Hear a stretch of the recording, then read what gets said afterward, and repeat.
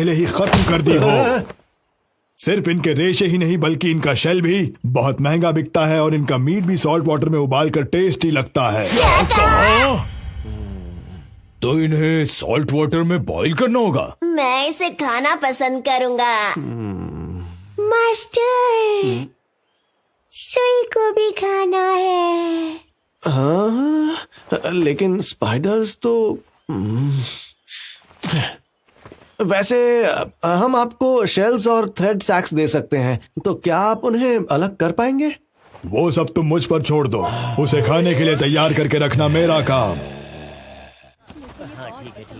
वाह, कितनी सुंदर जगह है। ये जगह कितनी रंग बिरंगी है, बहुत सुंदर है। ये सब मिस्टर रोडोल्फो की एडवाइस की वजह से हो रहा है। अगर तुम अब तक मार्केट नहीं गए तो तुम्हें जरूर जाना चाहिए। तुम्हें यहाँ सस्ते में काफी अच्छे कपड़े मिल